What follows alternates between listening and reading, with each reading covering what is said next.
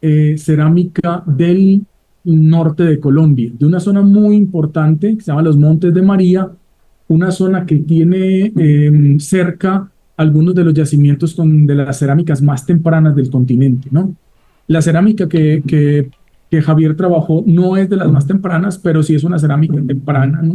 Una cerámica que es contemporánea a Teotihuacán, por ejemplo, ¿no?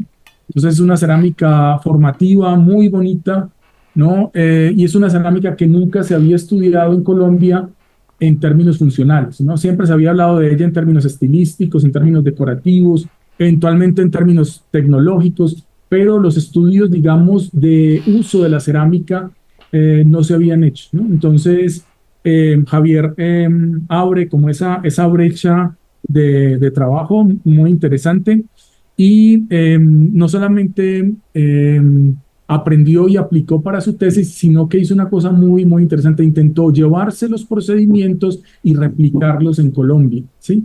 Eso es una de las ventajas de estas pruebas de las que nos va a hablar Javier hoy, es que son pruebas que están hechas para eso, están hechas incluso cuando las diseña el laboratorio de prospección, las piensa para hacerlas en campo, ¿sí? O sea, pruebas que sean muy sencillas, rápidas, económicas, eficientes y que se puedan aplicar sobre volúmenes grandes de materiales, ¿sí? Eso es una ventaja. No tienen mucho poder analítico, es decir, no te pueden decir qué cantidad de carbohidratos en miligramos tienen, ¿no?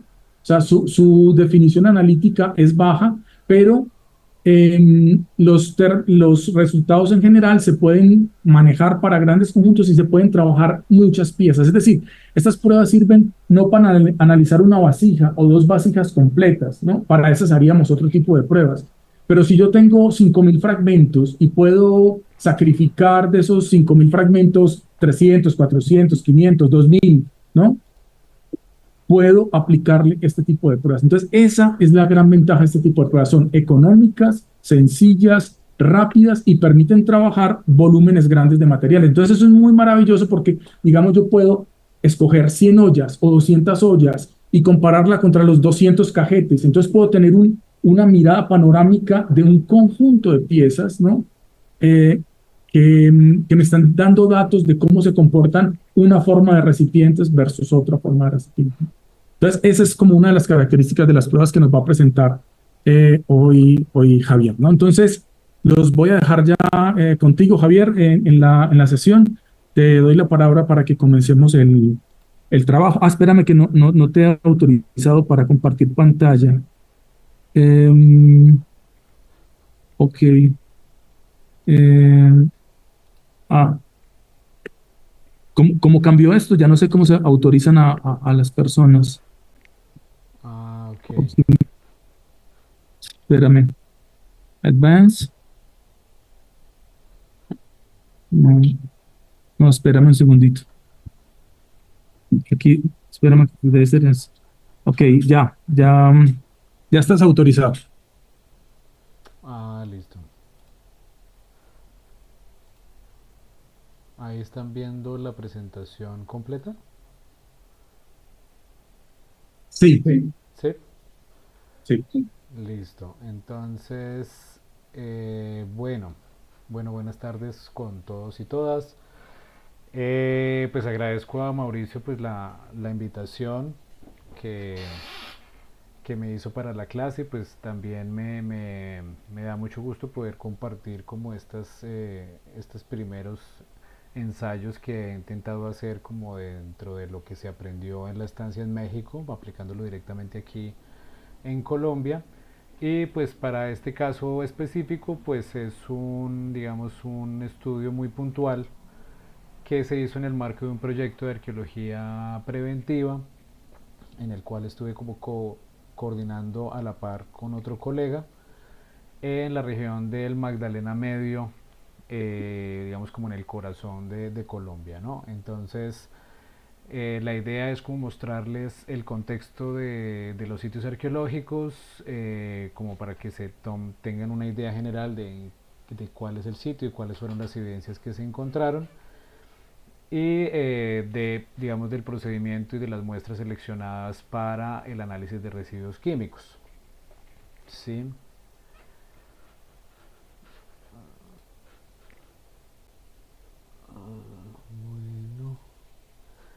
Bueno, entonces, haciendo un pequeño recuento más personal del interés de los residuos químicos, como en alguna ocasión creo que le comentaba a Mauricio en México, pues yo tuve un primer interés hacia más o menos el año 2008, ¿sí? Cuando yo estaba haciendo la licenciatura aquí en Colombia. Y digamos que me surgió el interés por lo que se denomina arqueometría, ¿no? Por como este uso de las ciencias naturales en el análisis de sitios y de contextos arqueológicos. Y pues me vino el interés también porque yo antes de estudiar antropología estudié física y alcancé a estudiar 3 años física y siempre me interesó como esa aplicación de las ciencias naturales en otras ciencias y pues en particular en antropología. Entonces, en esa época muy temprana del 2008, pues yo empecé como a revisar bibliografía. Recuerdo de encontrar material bibliográfico de Mauricio, del profesor Barba, del profesor Agustín, y fue como la primera aproximación que yo tuve netamente bibliográfica de eso. Los años posteriores, del 2010 al 2014, pues también, digamos, solamente fue esa aproximación con la literatura, digamos. Pues en esa época estaba como en un momento de mi vida que estaba como netamente trabajando y no estaba como pensando en seguir estudiando. Y digamos que surgió como una idea a partir de un proyecto de una colega que estaba trabajando cerámica en un sitio al norte de Colombia, que es la Laguna del Guájaro, que tenía cerámica como formativa, ¿sí? Como una serie de tecomates, de la posibilidad de hacer un estudio piloto, ya que una de las estudiantes que trabajaba conmigo en esa época fue a hacer una estancia de 6 meses en México. Entonces ella, que su nombre es Wendy Duarte, pues se acercó al laboratorio del profesor Barba con Mauricio y pues estuvo allá como involucrándose como digamos con los procedimientos. Se pudo hacer este póster conjunto, sí, de que se muestra acá, de como esa primera aproximación a este tipo de residuos, a este tipo de análisis de residuos. Desafortunadamente pues eso quedó ahí, pues porque tanto la estudiante que estaba ahí como el resto de gente interesada como de acá, como que cada uno cogió por su lado. Creo que ella siguió como haciendo algo, por lo menos a nivel de pregrado, y pero ahí terminó como esa primera fase. Y ya después, muchos años después, ya en el año 2022, como enmarco, como mencionaba Mauricio hace rato, desde la maestría en España y de la posibilidad de hacer una estancia académica en el marco de esa maestría, pues surgió la posibilidad de hacer la estancia como tal en la UNAM, y de esa manera fue que me acerqué a Mauricio, me acerqué al profesor Luis Barba de manera virtual, y pues afortunadamente pues me dieron luz verde para hacer la estancia y poder aprender con Mauricio y con ellos allá en el laboratorio en el 2022, precisamente con esta cerámica de los Montes de María que mencionaba Mauricio hace un ratico. Sí, y ya después de esa experiencia, pues digamos que me surgió la posibilidad de aplicarlo el año pasado en este municipio de Puerto Boyacá, que les mencionaba, aquí en la región del Magdalena Medio, y hacer como este primer estudio ya netamente aquí en Colombia, ¿no? Bueno, el contexto de la investigación, este es un programa de arqueología preventiva, como se le denomina aquí en Colombia, dentro del campo de hidrocarburos Velázquez, en el municipio de Puerto Boyacá, en el departamento de Boyacá. Esto tuvo una resolución del Instituto Colombiano de Antropología e Historia, que fue la 1762, que es la que autoriza cómo hacer los trabajos arqueológicos dentro de esta zona. Digamos que este trabajo lo co-dirigimos con un colega que es tocayo, que se llama Javier Gutiérrez, y digamos que esta foto que está acá muestra más o menos el paisaje de esta zona, ¿no? Es una zona de lomeríos en donde las áreas más altas de esos lomeríos es donde se reportan como los hallazgos en las prospecciones arqueológicas que se han hecho, ¿no? Javier, una preguntita. Dime. Em, ¿Puedes regresar a la diapositiva anterior? Sí, Se ve como un montículo donde se nota que hicieron la excavación. ¿Esos sí, montículos son naturalmente formados o lo que pasa es que uno ve, aquí en México uno vería eso, inmediatamente uno pensaría que es una estructura arqueológica a partir pues de la construida humanamente, pues no. ¿Son naturales esos montículos y lo humano es la sí, ocupación de la parte superior? exactamente, sí, sí son naturales. Pues digamos que el paisaje de toda la zona que gobierna como el sector es así, ¿no? Como estos lomeríos como de baja altitud, y se repiten como en todo el paisaje, incluso aquí en esta zona de acá del fondo de la fotografía se ven como muchas otras lomitas ahí como acumuladas. Sí, Sí, y también digamos que parte como del análisis estratigráfico de los cortes lo discutimos con una profesora, una geoarqueóloga uruguaya, y también me decía lo mismo, me decía que no descartara como la posibilidad de que fueran construidos y que se podía hacer como un análisis sedimentario, como comparando los sedimentos de las lomas y de lo que no sería loma para ver si hay una diferencia notoria o no de que pudiera con el tiempo haber sido como haber llevado sedimentos ahí por alguna razón y haber como formado por lo menos la parte última de las lomas.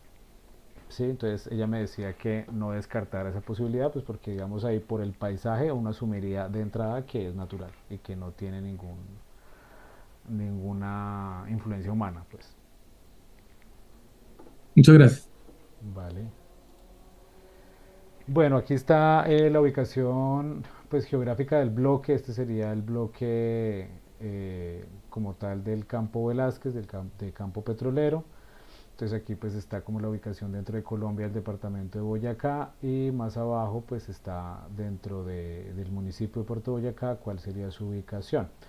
Aquí aquí no se ve, porque creo que este mapa no lo muestra, pero digamos en el borde de lo que sería esta zona de aquí, de la parte inferior izquierda, donde sale Puerto Boyacá y Calderón, está el río Magdalena, pues que es el río más largo de Colombia y uno de los más importantes de tiempos prehispánicos. Entonces digamos que su ubicación es muy cercana a este río, ¿no? También como para tenerlo presente.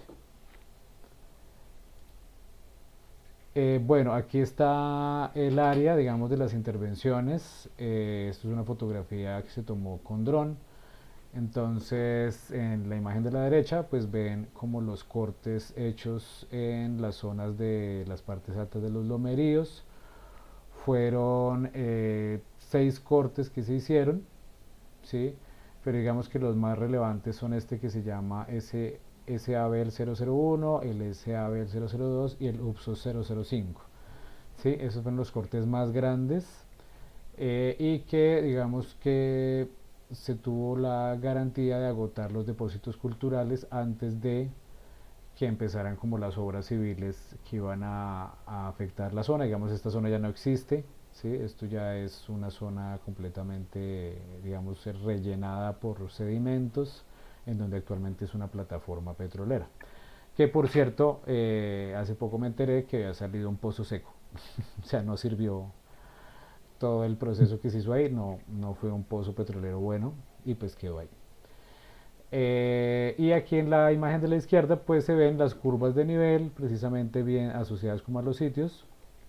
Si esto que se denomina UPSO es como lo que en la prospección se había delimitado como posible área de contenido de material cultural, pero que finalmente dentro de la realización de los cortes en campo en la fase de rescate, pues digamos que se descartaron varios porque no contenían como depósitos culturales.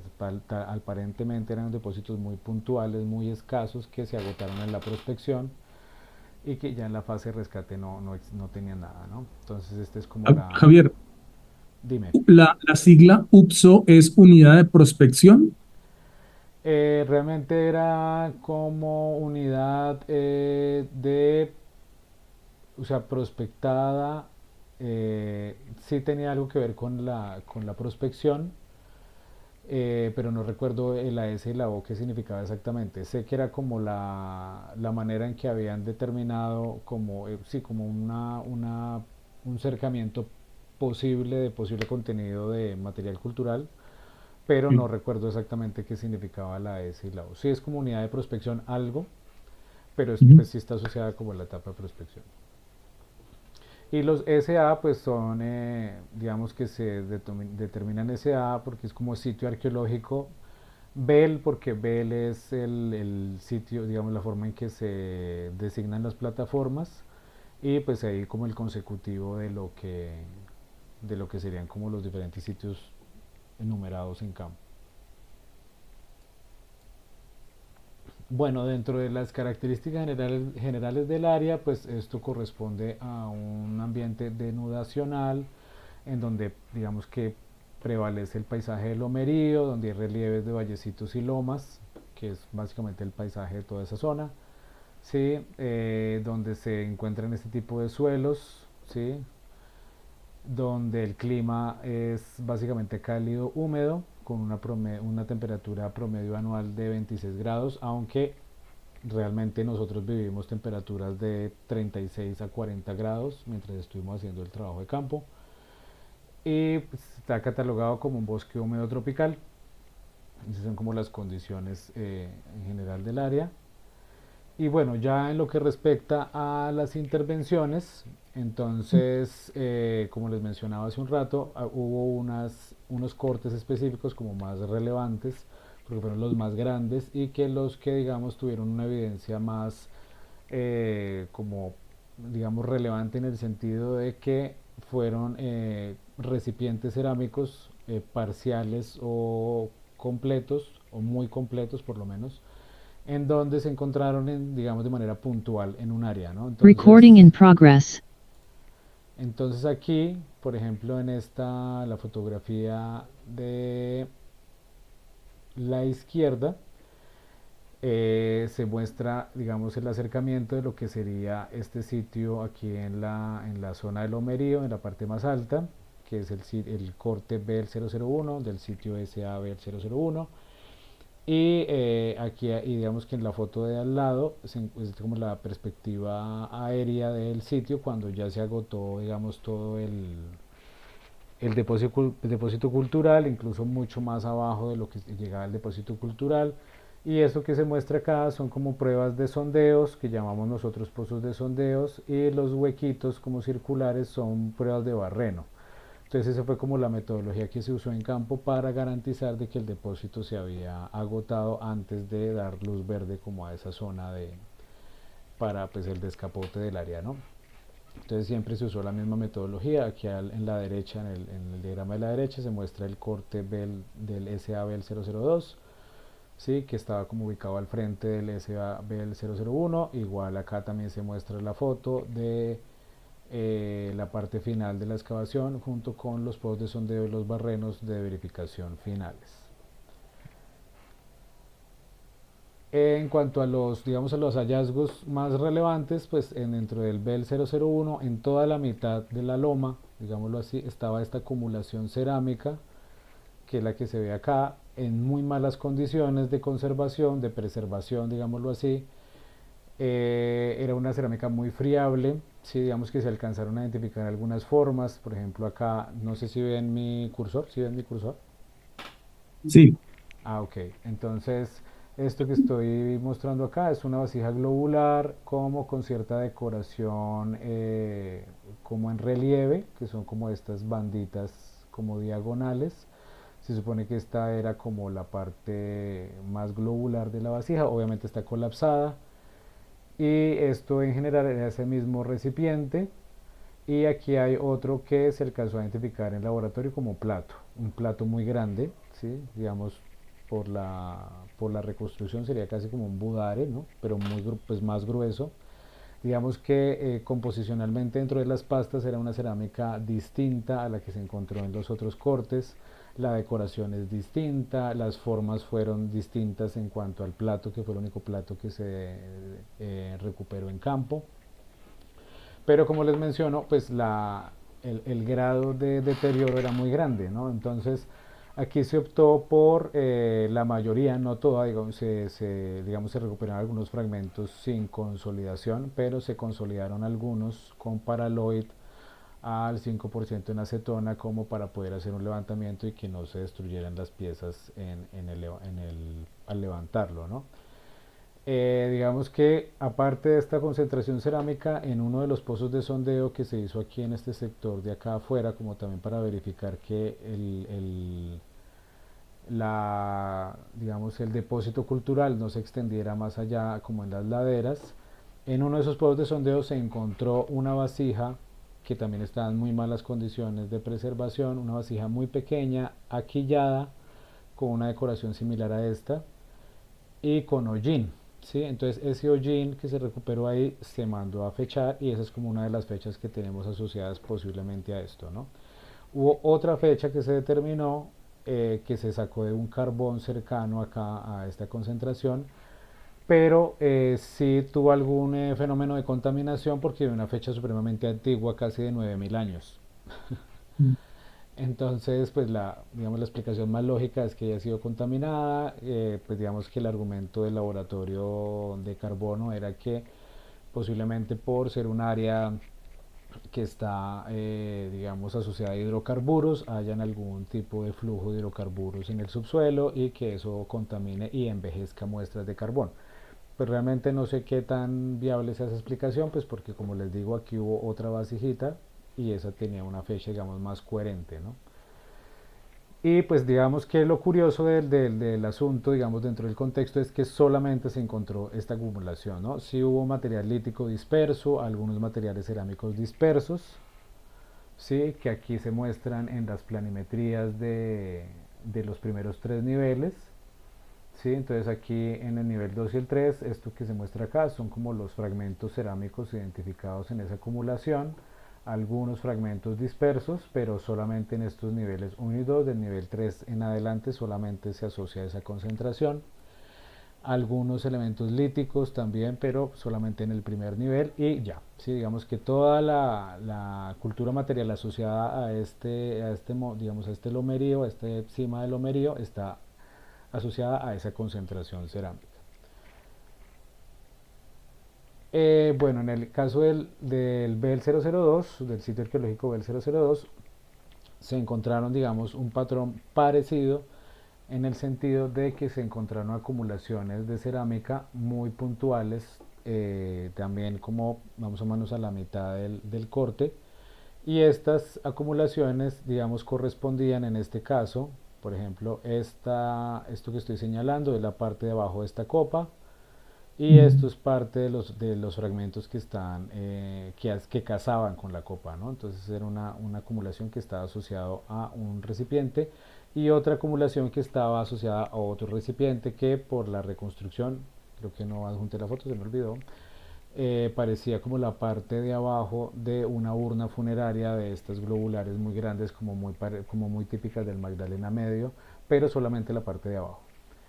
Sí, y ya, no había más, digamos que sí había material disperso cerámico, pero digamos que estas fueron las únicas piezas, digamos, completas que se registraron para este corte también. Y aquí en las planimetrías de este sitio pues se muestra precisamente esto, estas manchitas rojas son estas acumulaciones cerámicas de piezas como tal, que estuvieron más o menos hacia el nivel 2 y el 3, y algunos fragmentos como dispersos, ¿sí? De cerámica en general en el área, pero muy, digamos, muy discretos. Para el área excavada fue muy discreto, ¿no? Aquí tenemos un área de 10 metros por 4 metros, ¿sí? O sea, son 40 metros cuadrados de área, más, y a profundidad fueron más o menos 1,50 m considerando los barrenos, casi 2 metros considerando los barrenos. Entonces, digamos que la particularidad de los hallazgos, pues también, digamos, deja que pensar en el uso del sitio o de los sitios, ¿sí? Y otro de los cortes que fue de los más grandes que se pudieron hacer fue este que se denominó UPSO 5, que se encontraba en esta zona de acá, como esta parte alta de esta loma, y digamos que el nivel que tuvo más materiales registrados fue este nivel 2, en donde se encontró también una acumulación grande de cerámica en este sector, que también correspondía a una vasija específica, que también una vasija de grandes proporciones, como que podemos asociar también a una posible urna o que se usó en algún momento como una urna funeraria. También algunos, digamos, fragmentos de cerámica muy dispersos, fragmentos de lítica también muy dispersos, también muy discretos. Y bueno, digamos que esto fue una primera parte del trabajo que se hizo, digamos esta zona de lo que se denominó BEL 365. Y otra zona que se intervino también fue esta área que se ve aquí en el mapa, que se denominó sistema de inyección de aguas residuales a alta presión, ¿no? Este es, digamos, el polígono que está destinado a la construcción de esto, precisamente por parte de la petrolera.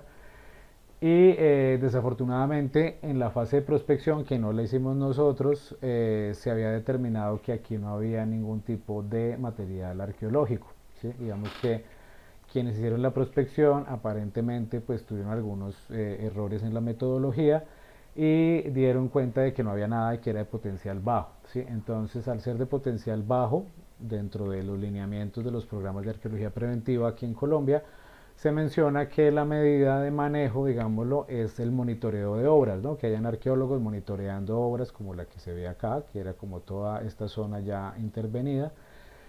Y eso fue lo que hizo, digamos, la empresa con la que yo estaba trabajando, hacer el monitoreo, pero en medio del monitoreo, pues se encontró un sitio que fue este que se denominó, digamos, fue el corte arqueológico que se realizó, en donde se encontró lo que aparentemente es un posible taller, o por lo menos no un taller, sino como una zona de abastecimiento de materia prima lítica, y que posiblemente lo usaron en algún momento dentro de lo que se fechó para, digamos, dentro de las primeras etapas de la cadena operativa, ¿no? Sí, esa es como la hipótesis que se maneja.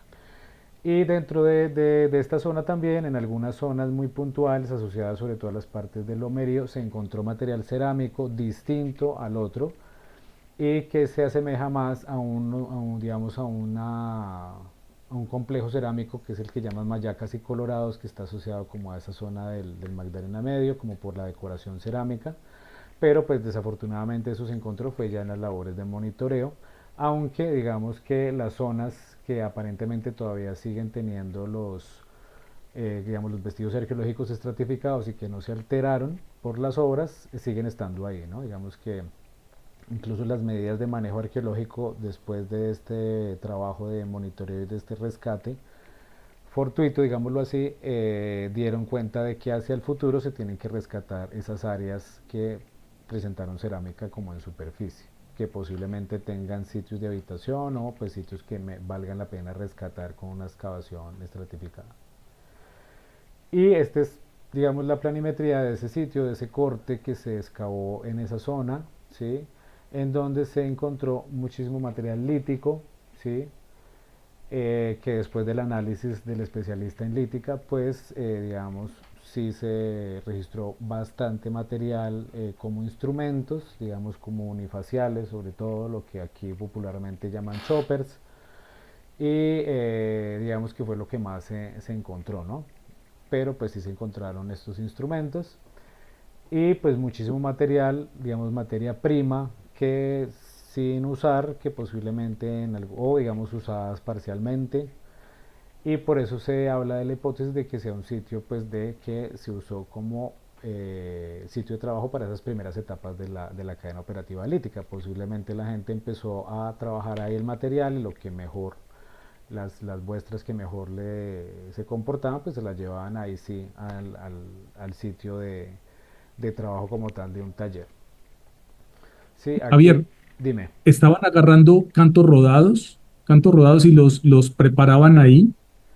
Sí, sí, eran estos, sí, como estos núcleos, o sea, de chert, ¿no? De ese chert amarillo clásico de ahí, se encontraban como los núcleos como tal, sin alteración, y muchos otros que se notaba que habían empezado como a romperlos, habían empezado a trabajarlos. Y pues digamos dentro de, eso fue lo que más se registró, que serían estos choppers o estos como llama mi colega Javier Gutiérrez, que serían más como unos cepillos. Él tiene la hipótesis que son cepillos para trabajar madera y pues que digamos por el contexto de la región posiblemente podrían tener ese uso. Y eso fue lo que más se registró aquí en esta zona. Sí, eso fue, y también digamos algunas lascas, sí, como material de desecho, pero no instrumentos como tal de otro tipo, no. O sea, muy pocos, sí se encontraban, pero muy pocos. La mayor cantidad fueron estos choppers, estos unifaciales. Y pues digamos que aquí las gráficas pues traten de mostrar eso, ¿no? Como lo que se identificó como líticos en medio de lo que sean como rocas, ¿no? Esa fue como la distribución que tuvo en estos primeros dos niveles. De ahí hacia abajo, que llegó hasta más o menos 70 centímetros, empezó a disminuir hasta que no se encontró nada más, ¿no?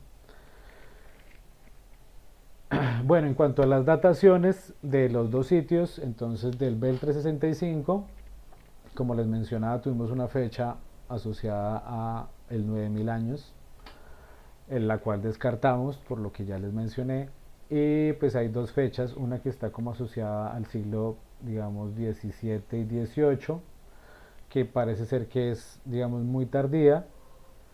Esta fecha que está acá es problemática, incluso pues la tenemos como opcional, digamos, como para la interpretación. Probablemente sea muy asociada al siglo XVI, XVII, pero tiene ahí unos, de acuerdo a las calibraciones, cuando se calibran las fechas, es de esa franja de tiempo en que ya es problemático, ¿no? Que ya casi se habla como de carbón moderno.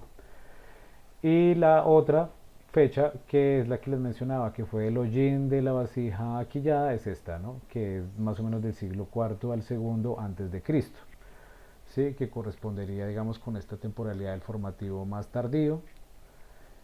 Y ya, esas son como las fechas que tenemos, digamos, más confiables, descartando esa fecha de 9000 años.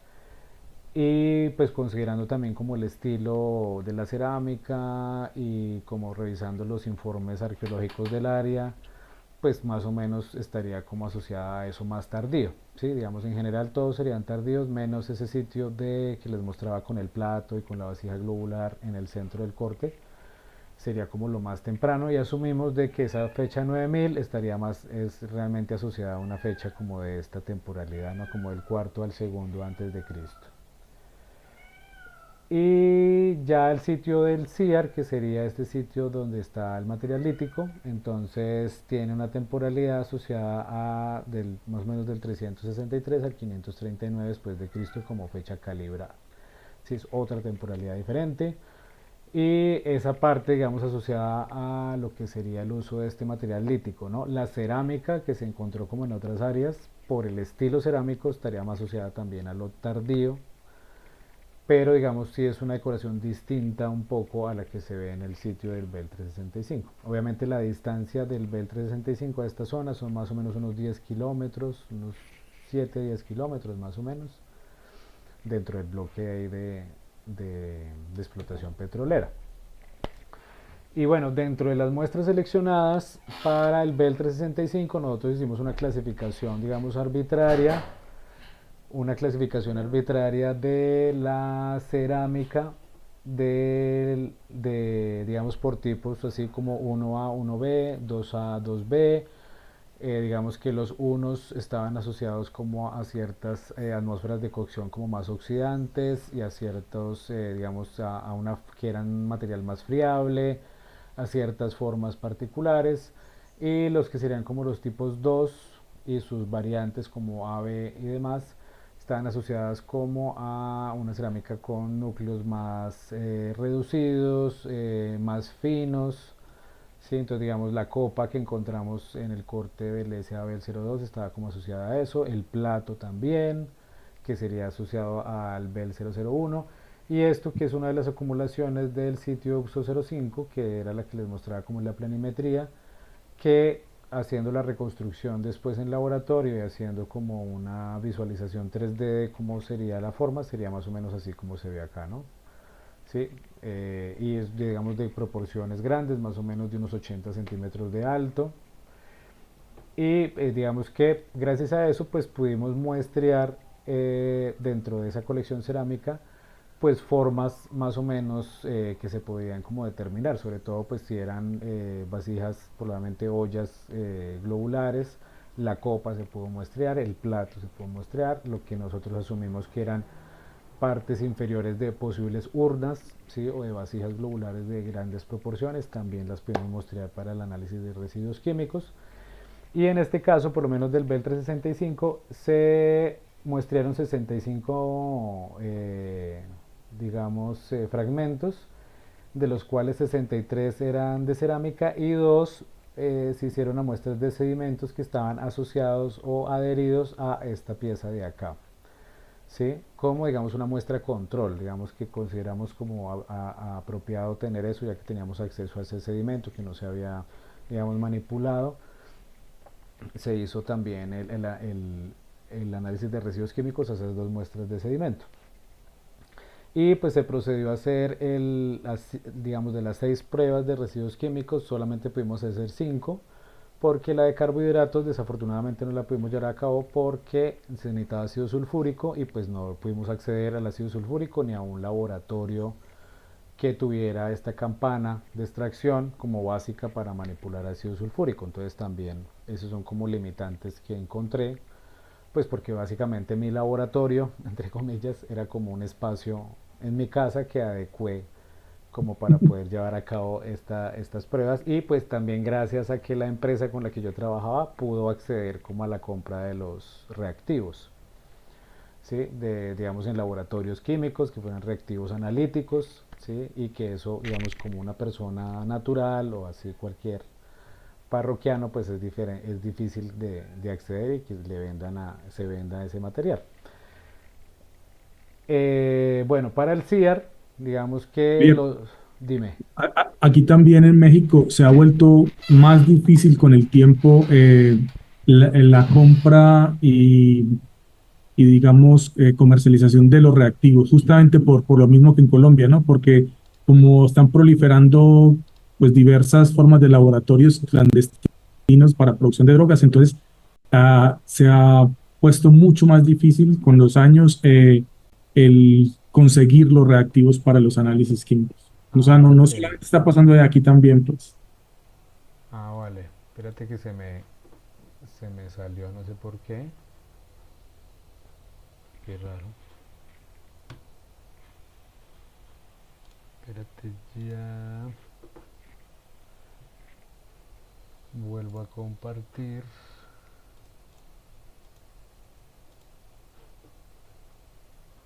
Ah,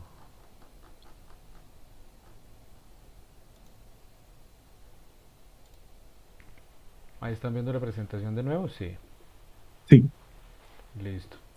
Sí, pues precisamente por las mismas razones, como bien dices tú, es que se tienen como restricciones aquí para acceder a los reactivos.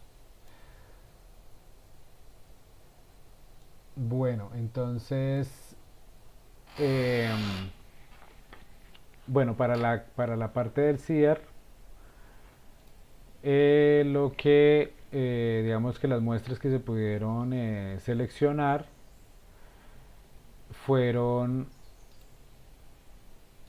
fueron estas muestras cerámicas, ¿sí? Digamos que la tipología, si hablamos solamente de las pastas cerámicas, era compatible con la del BEL 365, pero digamos que las formas o la decoración sí fue diferencial. Digamos, esta decoración como la que se ve acá en el tipo 1B es muy similar y se asemeja mucho a lo que se reporta para mayacas y colorados en su texto, digamos, clásico. Digamos, esta decoración corrugada también se reporta en esos textos. Y esta fue cerámica que se recuperó en labores de monitoreo, ¿no? Entonces, digamos que sí se hizo un análisis de 13 muestras de esta cerámica, y digamos que la diferencia con,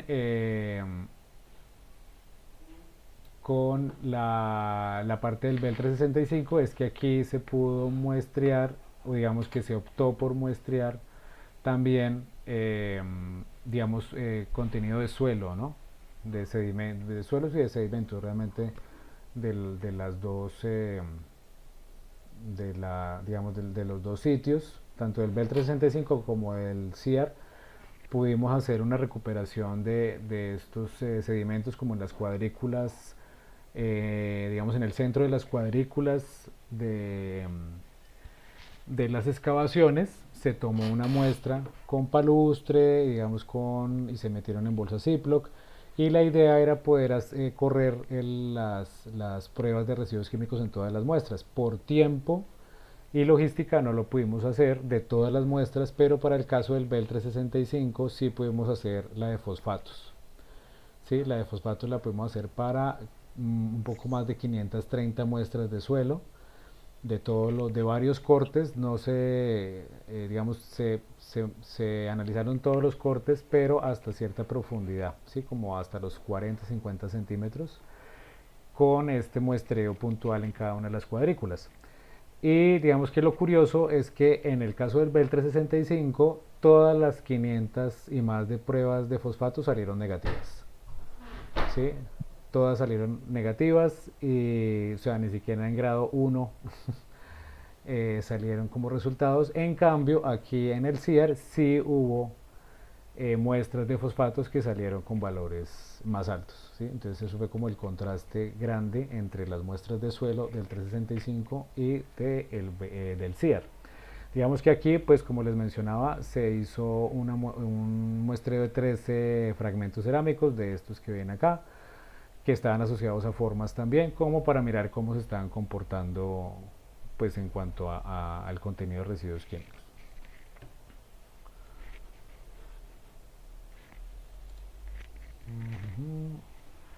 Bueno, entonces, en lo que serían las pruebas de residuos químicos, pues se hizo todo el protocolo que desarrolló el Laboratorio de Prospección Arqueológica de la UNAM, y pues que la idea es identificar la presencia y cantidades relativas de 5 tipos de sustancias orgánicas e inorgánicas, que serían fosfatos, carbonatos, carbohidratos, ácidos grasos y proteínas. Como les mencionaba, pues los carbohidratos no pudimos llevarlos a cabo por el tema del ácido sulfúrico.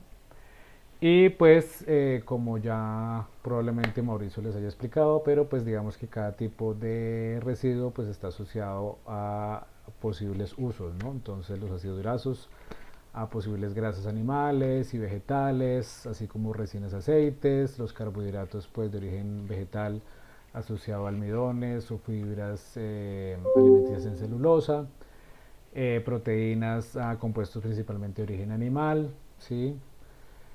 Y digamos, esos son como lo que se supone que podría asociarse a ese enriquecimiento. Los fosfatos, pues también a posibles residuos animales y vegetales, ¿sí? Y que se liberan por descomposición bacteriana. Los carbonatos, pues digamos, en Mesoamérica se han asociado al proceso de nixtamalización. Y el pH, que los valores pues están asociados a condiciones alquilinas y básicas del contexto arqueológico, o asociarse también a posibles combustiones. ¿Sí? Entonces, siguiendo este protocolo, entonces pues se adelantaron las pruebas de fosfatos, de ácidos grasos, de residuos proteicos, carbonatos y pH, tal cual el procedimiento como lo pude aprender en la estancia que hice allá en el laboratorio en Ciudad de México. Sí, digamos que afortunadamente, como les mencionaba, pues pude acceder a los reactivos analíticos.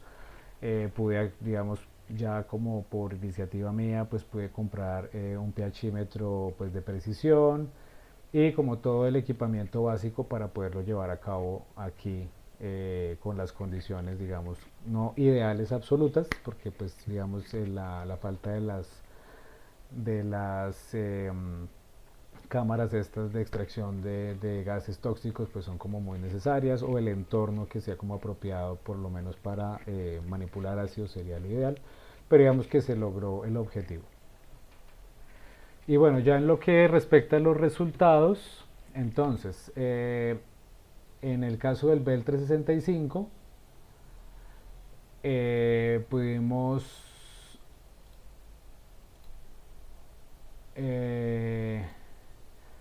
pudimos determinar, pues dependiendo de la procedencia de las muestras cerámicas, que aquí están como los cortes arqueológicos de los cuales se muestrearon los fragmentos, como el contenido relativo de las sustancias que se pudieron, digamos, evaluar.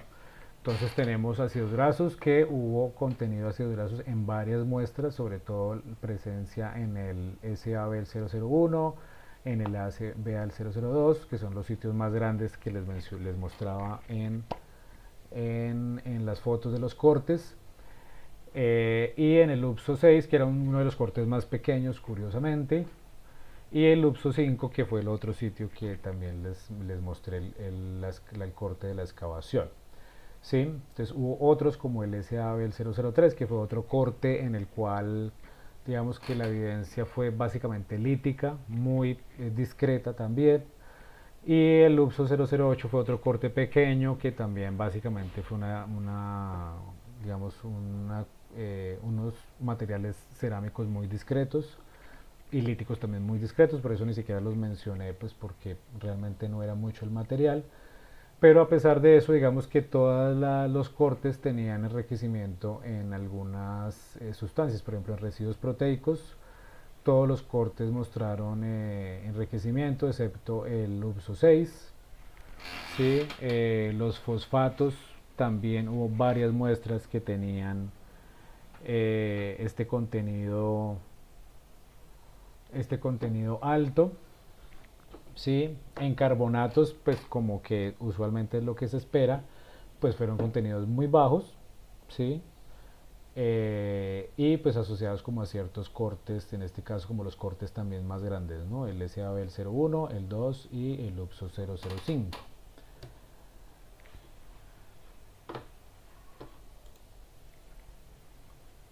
Bueno, en cuanto a las formas, esto digamos es por sitio arqueológico, en cuanto miramos las formas, entonces digamos estas fueron las formas que se pudieron determinar digamos a ciencia cierta, que son las ollas globulares, los cuencos, unas vasijas aquilladas, que realmente fue solo una, que era la que les mencionaba que salió en el pozo de sondeo y que se pudo fechar, urnas, ¿sí? Que fue una, digamos, de las urnas, que fueron dos posibles urnas, una copa, ¿sí? Un plato y de sedimento, ¿sí? Entonces el sedimento siempre dio contenido nulo, digamos, de enriquecimiento, y digamos que dependiendo de las formas hubo más o menos contenido. Por ejemplo, las urnas tuvo, digamos, contenidos altos de ácidos grasos, el plato también, sí, la copa, digamos, no tanto, pero tuvo, digamos, presentó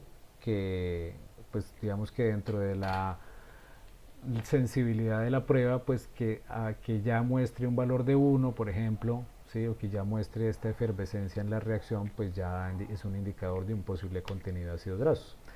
Entonces digamos que las formas en general, menos esa vasija aquillada, el cuenco y los sedimentos, tuvo representantes con un contenido relativamente pues de alto a medio, digámoslo así. En los carbonatos, digamos que los valores que estaban asociados como a algo de contenido sería el plato, digamos urnas, la vasija quillada, la olla globular, pero digamos que básicamente sería el asociado al plato. En fosfatos pues sí es muy diverso, ¿sí? Se presenta como en la mayoría de las muestras, digamos que aquí sí la dispersión de valores presenta como ejemplares de varias formas distintas con enriquecimiento alto. En cuanto al pH, pues digamos que el pH del sedimento es relativamente más bajo a el pH en general de algunas formas como las ollas globulares, los cuencos, las vasijas aquilladas, urnas y demás. Y digamos que la única que sería más baja sería los platos o el plato que quedó representado ahí. Y en cuanto a los residuos proteicos, también los contenidos son bastante altos, ¿sí? Digamos que lo que es la copa, el plato, son los contenidos más altos, digamos de 9, y ya que presentan tanto valores bajos y altos, estarían como la vasija quillada, el cuenco, la olla globular y la urna, ¿no? Bueno, digamos que aquí en este caso tuvimos la opción de precisamente las muestras que nos habían dado ácidos grasos relativamente, o sea, con presencia de ácidos grasos, pudimos tener acceso a parte de la muestra que no se había usado para el análisis preliminar de residuos químicos, y se mandaron 10 muestras al laboratorio al laboratorio de espectrometría de masas de la Universidad de Antioquia, si no estoy mal, no recuerdo el nombre exacto del laboratorio, que brindan el servicio, en principio, de análisis de ácidos grasos en cerámica arqueológica.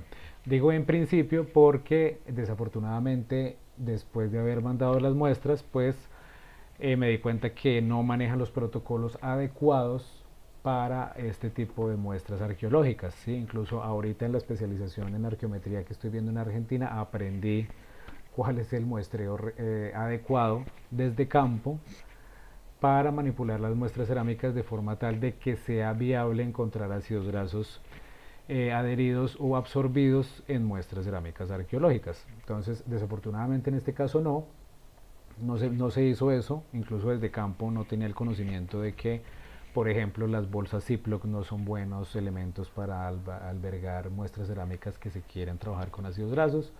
Entonces, ¿qué pasó? Pues que a pesar de eso, de esas limitantes del muestreo, de las limitantes de la preparación de muestra en laboratorio, gracias al apoyo de un químico colombiano, ¿sí?, que actualmente está radicado en Perú, pudimos hacer como una interpretación muy somera de los ácidos grasos que habían determinado en el laboratorio en la Universidad de Antioquia. Sí, entonces, digamos, dentro de las conclusiones de este análisis, aquí están como los ácidos grasos determinados, ¿sí?, las muestras que tuvieron como la presencia de esos ácidos, y pues digamos que dentro de las conclusiones está que hay ácidos grasos comunes en la naturaleza y que posiblemente están asociados a alimentos vegetales como maíz, semillas de calabaza, zapallos, bueno, que sería como algo similar, pero también no se descarta una contaminación de plantas cercanas, y en particular una muestra que según como el análisis preliminar de formas estaría asociada a una vasija globular del sitio 2 del BEL 002, tiene digamos ácidos grasos insaturados omegas que pueden estar asociados a semillas granos o a almacenamiento o cocción de peces, ¿sí? Digamos que esa es como la interpretación que usualmente se le da a la presencia de ese tipo de ácido.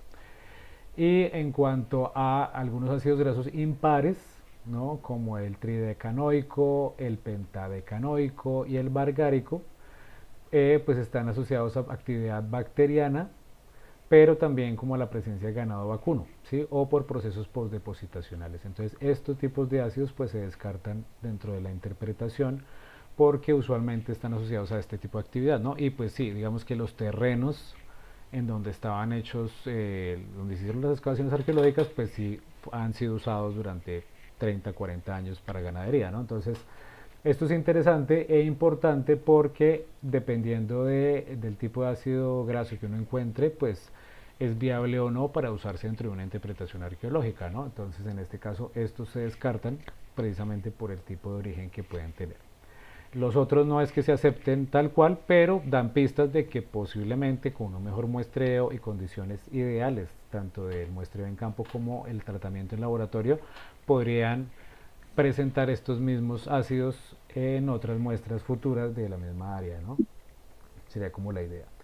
Y otro índice, digamos, que se calculó, que es este índice PE, que está asociado a la relación entre ácidos grasos del C16, que es el ácido palmítico, y el C18, que es el ácido estiárico. Digamos, esa división se ha usado, digamos, en la literatura arqueológica que trabaja este tema para distinguir entre grasas de origen animal y grasas de origen vegetal. Sí, cuando este índice da un valor entre 1 y 3, usualmente se asocia a grasas animales, mientras que si son superiores a 3 se relacionan a grasas vegetales, ¿no? Entonces, en este caso, los que dan, que son estos dos, menores a 3, pues digamos dentro de este principio podrían estar asociados a estas grasas animales, menos este que estaría en el límite entre lo que sería animal y vegetal, ¿no? Pues que podría ser una combinación de ambos, o pues que igual es como muy en el límite para hacer una interpretación como tal cual, ¿no? Pero pues es una buena pista para seguir explorando como el tema, sobre todo para esta zona. Pues en Colombia muy pocas zonas se han trabajado para este tipo de aproximaciones de ácidos grasos, por ejemplo, con un bulk analysis, pero pues digamos para esta zona nunca. Lo de residuos orgánicos tampoco, ¿sí? Lo de residuos químicos que se hicieron acá tampoco se habían hecho nunca para cerámica del Magdalena Medio. Entonces es interesante poder empezar a explorar eso y ver qué posibilidades, qué hipótesis se pueden tejer alrededor de esos resultados. Bueno, ya para las conclusiones de lo que sería el BEL 365, entonces tenemos lo que sería residuos proteicos y pH. Entonces se observaron valores homogéneos en las muestras cerámicas, ¿no? Entonces destacan los altos niveles de residuos proteicos, entonces posiblemente indicadores de contener compuestos de origen animal, ¿no? Los que, digamos que las muestras cerámicas presentaron un pH ligeramente más ácido que los suelos excavados, ¿sí? Y que puede estar como siendo coherente con la manipulación de restos animales y vegetales dentro de los recipientes cerámicos. En cuanto a los ácidos grasos, los sitios arqueológicos con más representantes altos de estos ácidos grasos son el SBA 001, el 2, el 5, básicamente esos principalmente, y los cortes BEL 003 y UPS 8 no presentaron evidencia significativa de ácidos grasos, ¿no? Entonces eso en cuanto al espacio, ¿no? Al uso del espacio y al contenido de, bueno, los posibles indicadores del uso del espacio diferenciales a partir de este proxy. En los fosfatos, pues se registraron altos niveles de fosfatos en la mayoría de las muestras, con algunas contadas excepciones. Y si se hace una correlación entre fosfatos, ácidos grasos y residuos proteicos, pues respaldarían como hipótesis la manipulación de, en estos recipientes, tanto de sustancias animales y vegetales, ¿no? Si aparte, digamos, tenemos en cuenta los resultados de los ácidos grasos de cromatografía, pues digamos que podría apoyar esto, ¿no? Como al contenido animal que está asociado a los residuos proteicos altos también, ¿sí? Entonces pueden estar como hilándose ahí algunas pistas como para formular hipótesis a testear en el futuro, ¿sí? Con el mismo tipo de aproximación, con muestras más grandes o con este tipo de análisis un poco más especializados, pero pues está ahí, ¿no? Como la información. Y en cuanto a los carbonatos, pues en general fue bajo, y los únicos lugares donde se vio algo serían los sitios SABL 001, 2 y OXO 5. Eso en cuanto a los sitios, ¿no? En cuanto a las formas, entonces las ollas globulares presentan altos niveles de pH, residuos proteicos y fosfatos, que pueden estar vinculados a cocción, ¿no? De carnes de animales o de algún tipo de animal. Los cuencos tienen valores elevados también de pH y fosfatos, también posiblemente asociado a cocción o el servicio de alimentos húmedos, ¿sí? Las ollas aquilladas, pues que realmente es una sola olla, entonces contiene un alto contenido de residuos proteicos y bajo en carbonatos. Digamos que la hipótesis es que de pronto sea una ofrenda, ¿no? Que pues precisamente por el contexto, que se encuentra una vasija puntual en un sitio con hollín muy notorio en la base de la cerámica, pues digamos que teniendo en cuenta estos resultados, pues se puede uno aventurar a postular una hipótesis de que haya sido una ofrenda, ¿sí? Puntual de alguien que quiso hacer como un pagamento en esa lomita en algún momento del tiempo y escondió su vasijita ahí, ¿sí? Para como esa ofrenda, como ese pagamento. En cuanto a lo que se asocia a urnas, entonces tiene niveles altos tanto de residuos proteicos, fosfatos, ácidos grasos, y que pues digamos ese contenido alto podría también estar asociado a su posible uso funerario, ¿sí? Con ofrendas dentro, o digamos que en algún punto de su historia de vida como artefacto pues pudo haber tenido ese uso, ¿no? No sabemos cómo llegó ahí ese fragmento de urna porque no son urnas completas, son semicompletas que se depositaron en esos sitios, ¿sí? Y en cuanto a la copa y el plato, entonces tienen niveles altos de fosfatos, residuos proteicos y ácidos grasos, y que también, digamos, dentro del contexto de hallazgo y la forma en que se encontraron, podrían estar asociados también a esta función ofrendataria, ¿no? Bueno, y en cuanto a los suelos, sí, digamos que no mostré, digamos que les quedé viendo las fotos del muestreo en campo de estos suelos, de cada cuadrícula, en el centro de cada cuadrícula, pues se tomaron 516 muestras de suelo de todos los cortes, del nivel 2 al nivel 4 fueron las que se sometieron al análisis de fosfatos, pero como les mencionaba hace rato, todas dieron un valor de cero, ¿sí? Incluso repetimos varias muestras para ver si había algún problema con los reactivos, hicimos las pruebas básicas del inicio de estos análisis, que es testear como los positivos, y siempre nos daban bien los positivos, pero al analizar las muestras de suelo siempre fueron cero. ¿Sí? Entonces eso también nos lleva a pensar un poco a cuál fue el uso del espacio, ¿no? Al uso de los sitios, que posiblemente eran, si eran sitios de pagamento, pues no eran sitios de habitación permanente. Incluso los análisis de fósforo total y fósforo total que se hicieron ya en laboratorio, digamos, robusto, también daban contenidos muy bajos de fósforo total, ¿sí? Que digamos crecían levemente en los niveles asociados al contenido de cultura material, pero en general eran muy bajos, ¿no? Entonces, digamos, es coherente ese contenido de ese laboratorio robusto con lo que tenemos aquí en lo de estos spot test, ¿no? Y pues digamos que asumiendo, digamos que reuniendo toda la información, como que uno empieza a crear como la película, y se empieza a hablar de que el espacio de esos cortes de pronto sí fue esporádico, sí, y de pronto a ese uso de depositación, digamos, sí, muy casual o digamos no constante, digamos, separado en el tiempo, quién sabe cuánto tiempo, de vasijas con diferentes contenidos vegetales y animales, posiblemente como ofrendas, ¿no?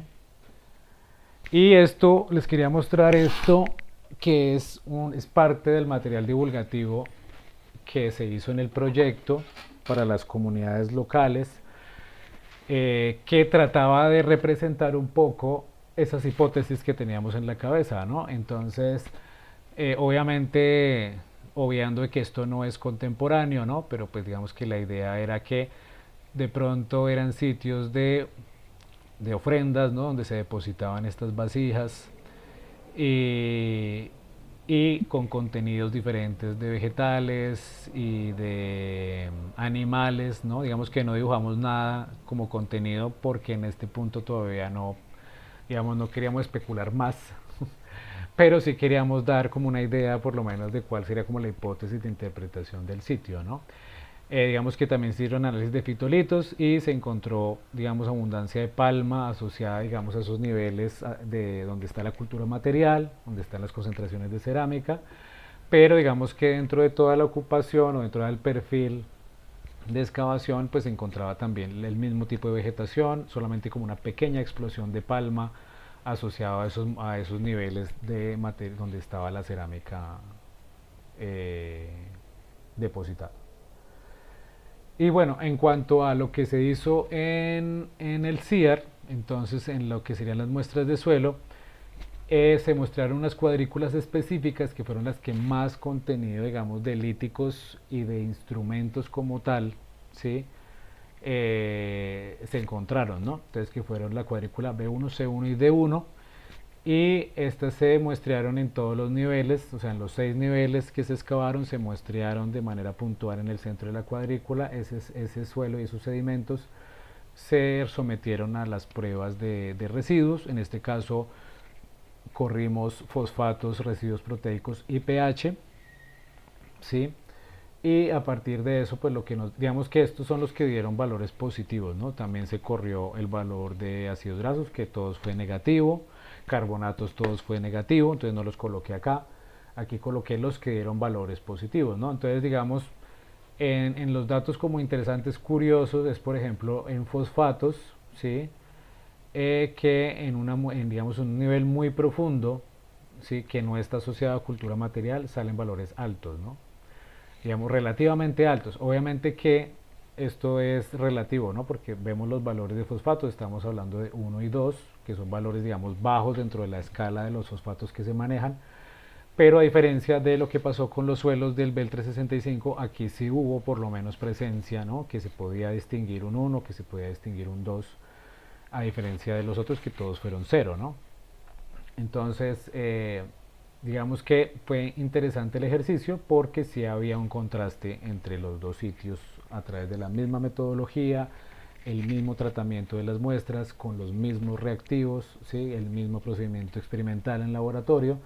Entonces, pues deja como esas preguntas abiertas de por qué estará pasando acá, que pues digamos que se asumiendo algún contenido o algún proceso postdepositacional o algún contenido dentro de esa profundidad en esa zona que esté dando cuenta como de ese enriquecimiento, digamos, anormal, entre comillas, de esos fosfatos. En cuanto a los residuos proteicos, digamos que hay valores altos, ¿sí?, en las tres cuadrículas, ¿sí? Aquí están las tres, BC1 y D1, D9 no, y que empiezan a bajar en la medida en que se baja también en el perfil. En algunos momentos vuelve y sube, digamos siendo un poco coherente con esto, pero digamos que estos valores de los primeros niveles son como los interesantes, ¿no?, que sí coinciden con la acumulación ya de instrumentos como tal, líticos también. Y lo que es el valor del pH, entonces, a excepción de la cuadrícula D1, que hay un momento en que baja, digamos, drásticamente, el resto se mantiene muy constante, ¿no?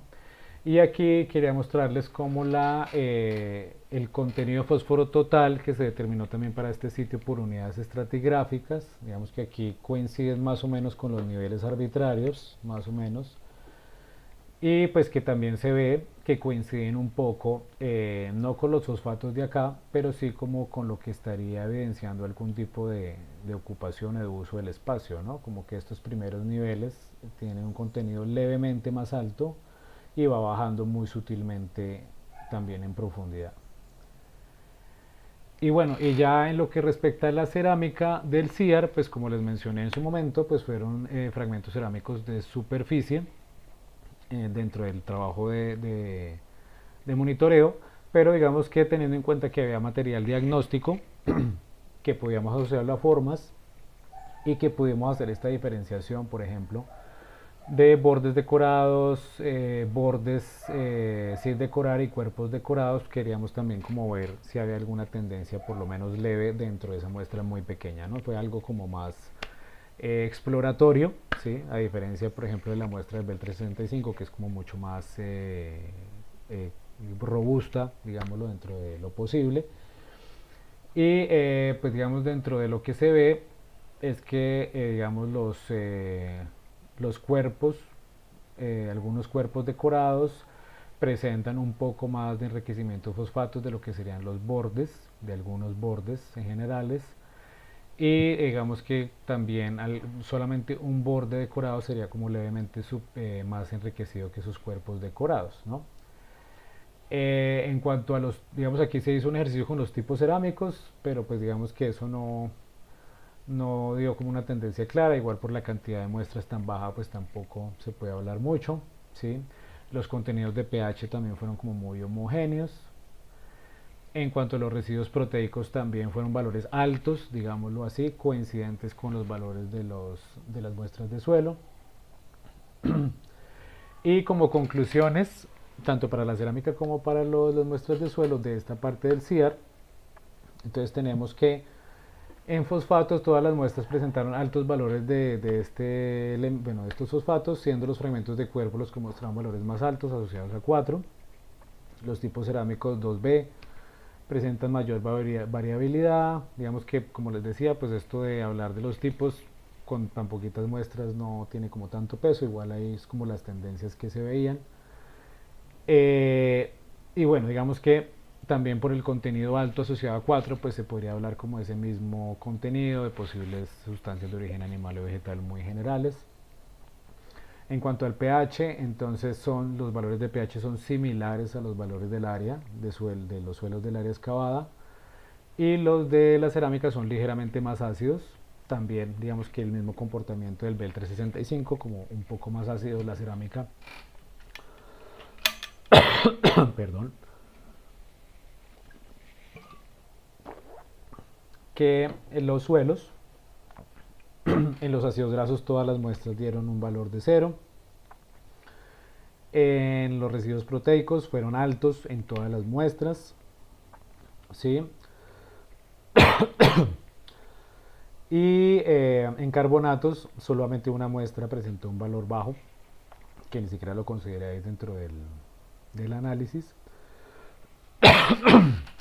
Y en lo que respecta a suelos, entonces, pues bueno, se tiene que en fosfatos presentan, digamos, bajos valores de fosfatos, 1 y 2, ¿sí?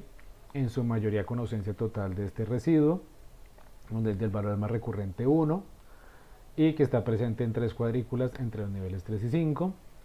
El pH, el valor de pH son muy homogéneos en todos los niveles y cuadrículas, excepto en el nivel 2, donde se registra un pH particularmente ácido, ¿no? Y pues que podría estar asociado, digamos, a alguna actividad antrópica especial ahí, si no tiene otro origen de otro corte no arqueológico, digámoslo así. Y en cuanto a los residuos proteicos, pues se observan los valores altos en los niveles 1 y 2 y disminuyen en nivel 3, aumenten nuevamente en nivel 5 y 6, ¿sí?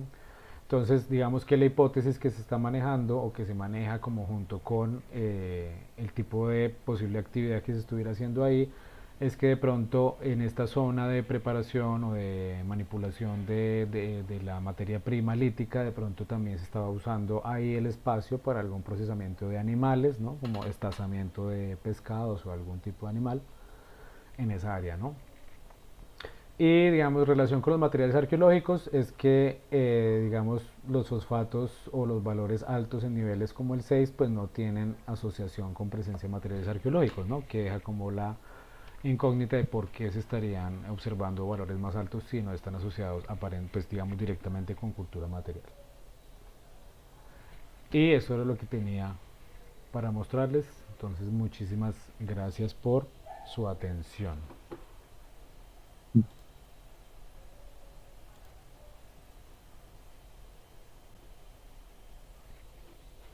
¿Me sale? Tenemos tiempo para para una ronda de preguntas. ¿Quieren hacer alguna pregunta, comentario, observación? Sí.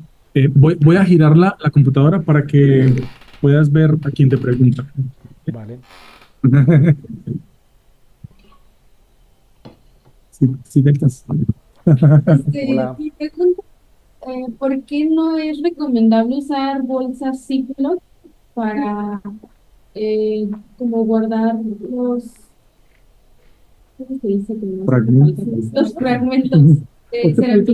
O en Ok. general las muestras, ¿por qué no? Sí, resulta que la mejor manera de manipular muestras cerámicas en campo Espérame, que se nos creo que tengan... desconectó aquí. ¿Sí me escuchan? Sí. Ay, ya no, volví. Javier, ¿puedes Sí. volver a repetir? Es que se desconectó el audio un segundito y no te escuchamos. Ah, ok, ya me escuchan. Sí, ya. Ah, ok. No, mencionaba que digamos que el protocolo ideal cuando uno está en campo es poder tener como una manera de recuperar las muestras, digamos que se quieran usar específicamente para análisis de ácidos grasos. Pues digamos hablando del bulk analysis, ¿no? O sea, el laboratorio robusto que tiene equipos de cromatografía y demás, que se necesita es que la muestra no esté en contacto, digamos, con las manos o con alimentos. Entonces hay unos guantes que se tienen que usar para recuperar las muestras y digamos que lo ideal es tener cajitas de aluminio, de papel aluminio o de bolsas de papel aluminio que recubran la muestra y esas se pueden guardar, digamos que idealmente sería en algún tipo de vial o de recipiente de vidrio, mejor que el plástico, y transportarse hacia el laboratorio y que queden ahí, digamos, hasta que se puedan analizar. Ese es como el mejor procedimiento de campo, ¿no? ¿Por qué los plásticos no son buenos? Porque en general las bolsas Ziploc, por mejor calidad que tengan, cuando entran en contacto con las muestras cerámicas empiezan como a friccionar a la muestra y digamos, se desprenden plastificantes. Entonces esos plastificantes, que son hidrocarburos, muchas veces ocultan la señal de los ácidos grasos cuando se ven en el espectro, digamos, en el laboratorio, ¿sí? Entonces, en mi caso particular, que les mostraba los datos, no les mostré los espectros, pero en los espectros se ven claramente los picos de los plastificantes, incluso que pueden ocultar algunos ácidos grasos que estén en poca proporción, pero por el plastificante se ocultan, ¿sí? Entonces el investigador no los va a ver y va a asumir que no existen, ¿no? Entonces, por eso es, digamos, necesario no tener ese factor de contaminación, sobre todo para la lectura al final, digamos, de los espectros. Gracias. Ujú. No hay de qué. Eh, bueno, todos estos análisis que se hicieron directamente a la cerámica, o sea, bueno, creo que también específicamente en Colombia se pueden como encontrar este guajes que están como salvados y cada vez tienen como ofrendas de material orgánico como adentro. Y bueno, no, o sea, en el dado caso como de que se encuentre sí una vasija completa con todavía el material orgánico adentro, o sea, ¿cuál sería como una mejor, bueno, porque estas técnicas son aplicadas a la cerámica, pero ¿qué otras técnicas podemos aplicar como si es que encontramos directamente la materia orgánica? Ah, ok, pues digamos, se supone que cuando uno tiene residuos en recipientes cerámicos pueden ser de ese corte que serían como adheridos, porque asumo que estás hablando como de residuos adheridos que estén como macroscópicos, que los puedas ver como ahí en las paredes de los recipientes, ¿no? Entonces, si tienes ese residuo adherido, pues digamos que el protocolo sería similar en cuanto a que no se tiene que manipular directamente el residuo, se extrae, digamos, se puede raspar de la manera más cuidadosa posible y eso es lo que se guardaría ya en la bolsa de papel aluminio y en el vial de vidrio y eso directamente se puede enviar para el análisis de ácidos grasos, por ejemplo. ¿Sí? Entonces se supondría que porque es el residuo adherido como tal tendría un mayor contenido más visible digamos en laboratorio de lo que tenga de lo que haya sido, ¿no? Entonces eso digamos si tú lo ves carbonizado, ¿no? Digamos que es un residuo, no tienes, no sabes qué es, pero digamos en muchos casos dependiendo como de la zona, digamos aquí donde yo trabajo que es en el oriente del país hay una ventaja como climática fabulosa que me he dado cuenta desde que empecé a trabajar acá, es que acá en cuevas se preserva muy bien la materia orgánica. Entonces aquí hay colecciones de textiles, por ejemplo, que cubrían individuos, que cubrían cuerpos momificados, donde se encuentra el textil, los gorritos de algodón. Y en las vasijas cerámicas se han encontrado digamos, las mazorquitas y como algunas, digamos, algunos elementos carbonizados que parecen ser semillas, ¿sí? Entonces, a ese nivel de conservación, pues obviamente, incluso solamente viéndolo macroscópicamente o haciendo un análisis ya como de carporrestos, pues podrías determinar como cuál es el origen, ¿no? En ese caso que tú mencionas sería más como una sustancia adherida que no tiene forma y que quisiera saber de qué se trata, pues esa sería una buena aproximación. ¿Sí? Igual hay que ver que eso sería en el caso de que sí contenga esa sustancia ácidos grasos, por ejemplo. ¿Sí? Si quieres ver otra cosa, pues tendrías que mirar qué otro equipo, qué otro laboratorio te da como otra aproximación, no sé, para mirar, por ejemplo, isótopos estables también lo puedes usar. Sí, últimamente se ha usado mucho, sobre todo aquí en el sur del continente. En Argentina están como a la vanguardia en Latinoamérica de análisis precisamente de residuos alimenticios en cerámicas. Entonces hacen combinaciones, ¿no? Hacen análisis de ácidos grasos, de, digamos, de carbohidratos a ese nivel, digamos, microscópico, sí, haciendo un protocolo también con laboratorios robustos y de isótopos estables de esas sustancias adheridas de nitrógeno, de carbono, y pueden hacer la combinación y determinar contenido, por ejemplo, si es más cárnico, si es más de plantas, por ejemplo, C4, ¿sí? O sea, lo que se hace en huesos humanos de la isotopía se puede hacer en residuos adheridos de cerámica, incluso en residuos absorbidos de cerámica también. Entonces, en este caso de que ustedes lograron tener una fechación por medio de la vasija que encontraron con hollín, en este caso, o sea, también se podría hacer una fechación con este otro material. Sí, pues digamos que cuando tienes residuos carbonizados, pues te sirve para varias cosas, ¿no? Para fecharlo y para, digamos, si tienes suficiente muestra para hacer estas otras aproximaciones más de identificación de la sustancia como tal. Entonces puedes como hablar de una temporalidad asociada a una práctica, bien sea ritual o culinaria, por ejemplo. Gracias. Vale.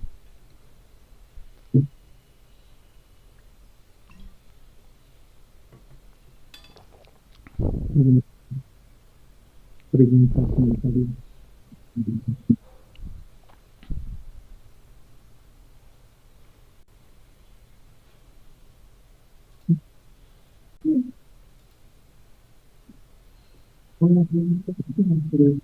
Sí, sí, adelante, adelante. Bueno, es que compartí con mi compañero que, o sea, el ácido sulfúrico, ¿no? O sea, es como difícil de encontrarlo, este, pero, o sea, el ácido sulfúrico, como para qué tipo de análisis nos ayuda.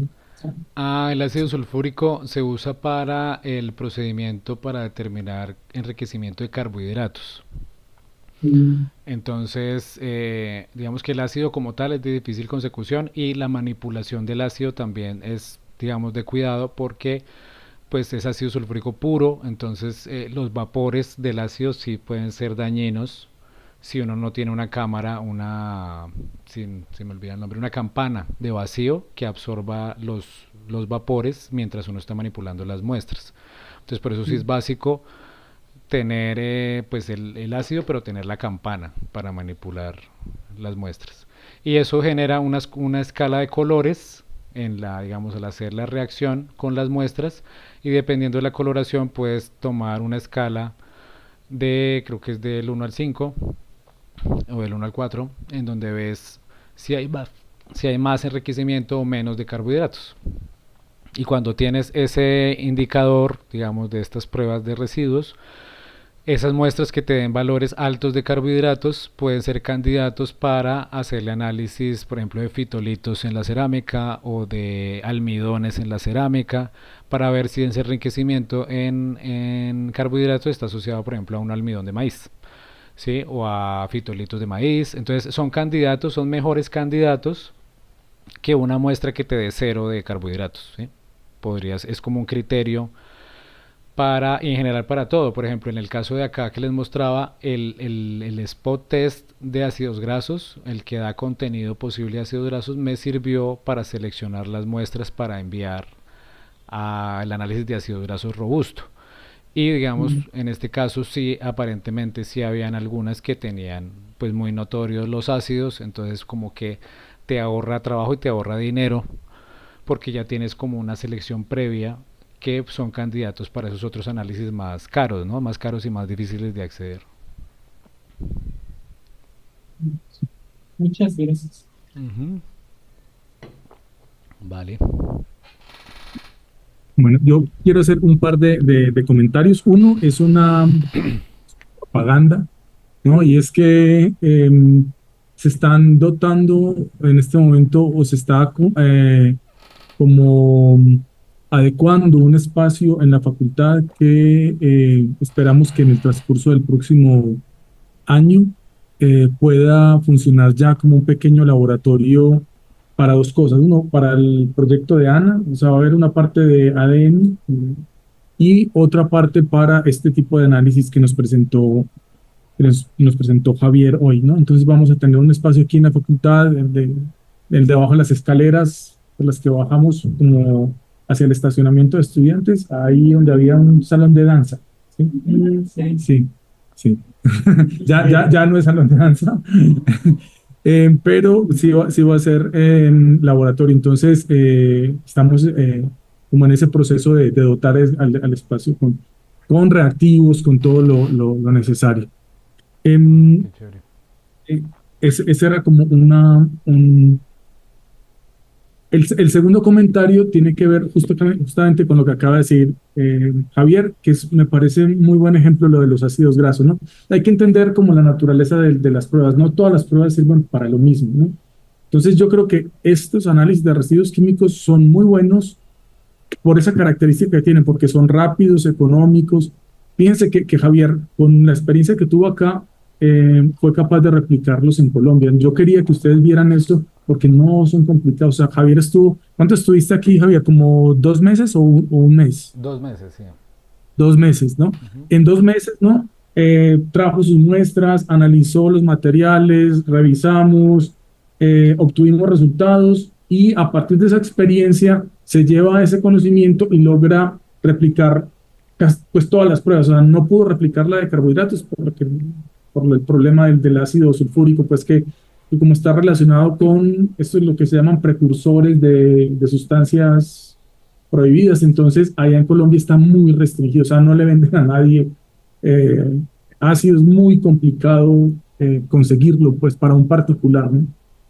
Entonces, fue capaz de, Javier, de replicar las condiciones de laboratorio y de correr las pruebas de una manera muy interesante. Entonces, yo, al ver los resultados, veo mucha coherencia, veo cuando correlacionas las pruebas de campo, estas pruebas spot test o semicuantitativas con, por ejemplo, los análisis de medición de fósforo en laboratorio. Veo que es interesante, o sea, hay relación. Cuando hacen lo mismo, por ejemplo, con los ácidos grasos, veo que también hay relación, ¿no? Entonces, Ujú. y veo que al cruzar los datos, el conjunto se muestra coherente. Pues no, a mí me da muy buena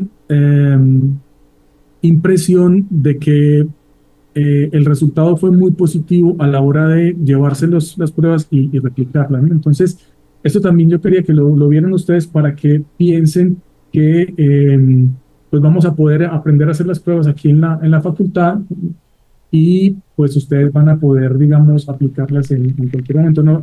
Las pruebas se pensaron originalmente, o sea, es más, había un camión, en el día construyeron un camión, ahí está todavía parte del camión porque ya el camión no se usa, ¿no? Pero un camión grandote que está a la entrada en el estacionamiento, ¿no? Ese camión fue pensado para llevarlo hasta, lo construyó Linda, ¿no? Para llevárselo ella estaba trabajando en Yucatán, en la península de Yucatán, estaba trabajando no me acuerdo cómo se llama la ciudad en la que tú estuviste de paseo allá y visitaste esa ciudad, Cobá, Ah, creo que Cuba. estuviste en Cobá. Ujú, sí. En Cobá se llevó Linda el camión de aquí hasta Cobá para hacer las pruebas allá, ¿no?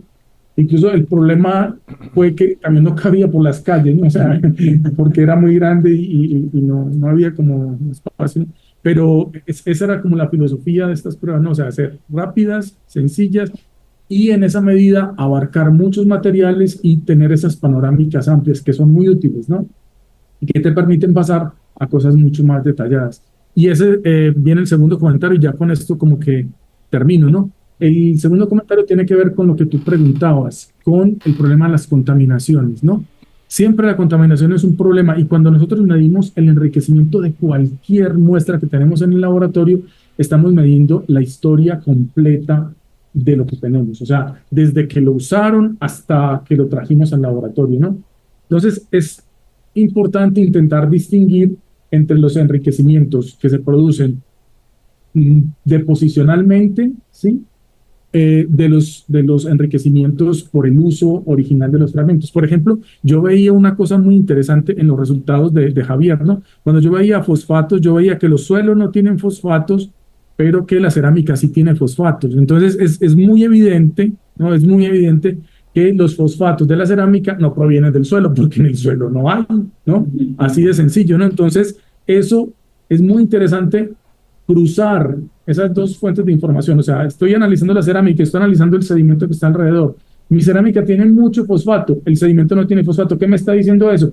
Ese fosfato que tengo en la cerámica es por el uso, ¿sí? Eso es una maravilla, ¿no? Eso es una maravilla. Entonces, cruzar ese tipo de informaciones es muy importante. Em, Tomar muestras de los sedimentos sistemáticos, de los sedimentos que hay en los alrededores, ¿no? Eso es bien interesante. Y hay unas pruebas, en particular la cromatografía de gases, es una de las pruebas que tiene un nivel analítico de resolución bárbaro. O sea, es capaz de medir cantidades absolutamente pequeñas de una sustancia, la cromatografía de gases. Entonces, como tiene ese poder analítico tan fuerte, ¿no? Em, Se contamina muy fácil. Se contamina muy fácil. Es muy difícil saber en campo qué muestras voy a analizar, ¿no? O sea, tomar la decisión de cuál voy a aplicarle el procedimiento riguroso, detallado para evitar que se contamine porque le voy a hacer cromatografía. Es difícil, sobre todo con los fragmentos cuando son muy voluminosos. Pero en algunos casos es claro, por ejemplo, tengo vasijas completas o semicompletas, como por ejemplo las concentraciones que mostraba Javier. Ahí, por ejemplo, uno podría aplicar este procedimiento que decía Javier de no tocar con las manos, guardar en papel de aluminio, en vidrio, ¿sí? Ese sería como un buen procedimiento. A veces no se puede y a veces te lo llevas a laboratorio. No todo está perdido, ¿no? Una manera que podría hacerse en laboratorio es, por ejemplo, si yo tengo un fragmento que fue manipulado bajo esas condiciones, puedo hacer, por ejemplo, un raspado, un descortezado de los fragmentos y quitar, por ejemplo, si tengo un fragmento de 4 milímetros, ¿no? Puedo quitar 1,5 milímetros y 1,5 milímetros y dejar el núcleo del fragmento, ¿no? Sobre todo pensando en algún tipo de enriquecimiento que medimos nosotros que tiene que ver con lo que penetró en los poros de la cerámica y que ahí es más difícil que se contamine, ¿cierto? Las superficies se contaminan fácil, pero los poros están protegidos. Entonces, ese descortezado de los fragmentos puede ser útil con algunas muestras específicas que vamos a analizar para estas cosas, cromatografía. Es que aquí encontré muchos ácidos, eso es una vasija muy especial y nos lo trajimos en una bolsa de plástico. No todo está perdido, ¿no? Se podría hacer este descortezado, ¿no? Y ya evitar que el polvo le caiga y ya así guardar en papel de aluminio y mandar al laboratorio, ¿no? También es muy importante, lo señaló Javier, pero quiero hacer énfasis en esto, es que cuando yo selecciono muestras para hacer análisis de residuos químicos, estos análisis de residuos químicos implican moler los fragmentos, ¿sí? Entonces son análisis destructivos. Supongamos que yo muelo todo el fragmento y me encontré una gran cantidad de ácidos grasos, ¿no? Ya cuando eso está molido, ya se contaminó, ya eso no sirve para hacer cromatografía. Entonces es muy importante de todos los fragmentos, nosotros lo aplicamos con hacerles un registro muy, muy, muy, muy bueno, ¿no? Fotografía, dibujo, descripción, y a la hora de muestrear, sacar solamente una parte, una tercera, una mitad o una tercera parte, reservarla, ¿no? Del fragmento para que en caso de que yo encuentre fragmentos interesantes, yo pueda irme al fragmento completo y pueda hacer esto que les estoy diciendo para hacer cromatografía o este tipo de análisis. Entonces es muy importante eso. O sea, en el muestreo, que son estrategias de laboratorio, se juega muchos análisis, se juegan los resultados de muchos análisis, con cosas tan sencillas como este. ¿Cómo? Voy a hacer análisis de residuos químicos en 2,000 fragmentos, los mismos 2,000 que voy a partir a la mitad y que voy a dejar reservar una parte. Cuando uno muele el fragmento de cerámica, piensen en una cosa, o sea, piensen que estamos hablando de poros que son del tamaño, son más pequeños que una bacteria. O sea, una bacteria no se metió ahí para comerse los carbohidratos porque no cabe, ¿cierto? Entonces ahí están las moléculas que tienen 500, 2,000 años. Cuando yo llevo eso a un morterito y lo muelo para poder hacer las pruebas, para potenciar los reactivos, ¿no? Estoy destruyendo toda esa estructura y las bacterias que están en el ambiente caen ahí y dicen, no, carbohidratos, no, residuos de proteína, y se los comen. O sea, después de que uno muele, en el laboratorio se han hecho pruebas con muestras que se analizaron hace 4 o 5 años y los valores que se han encontrado después son notablemente menores. Entonces, por eso es muy importante esta estrategia de los que voy a analizar, fragmento, lo parto a la mitad, reservo una parte intacta del fragmento. Bueno, antes lo dibujo, lo fotografío, todas estas cosas, ¿no? Lo describo bien y luego hago esta parte. No sé, ¿quieres comentar algo más, Javier? No, sí, pues pensando en lo que estás diciendo de que no todo está perdido, sí, en efecto se me pasó como mencionar lo que tú mencionas, ¿no? También dentro del protocolo, por lo menos de que usan los argentinos, es que si bien si tuvo ese acceso con bolsas y demás, pues hacen eso, ¿no? Con el drill, con un drill lo van raspando por todo lado y la guardan ahí, ahí esa la muelen y esa sería como la muestra que ahí sí depositan en la bolsa de aluminio y la guardan para el laboratorio. Exacto. Muy bien. Javier, te agradecemos muchísimo. Esperamos en el futuro volverte a tener por aquí y pues seguimos en contacto. Te Vale, Mauricio, agradecemos. muchas gracias a ti. por la invitación y a los Muy estudiantes bien. por escucharme. Bueno, hasta luego. Gracias. Vale, hasta luego a todos. Voy a terminar la sesión. Vale, que estés bien. Recording stopped.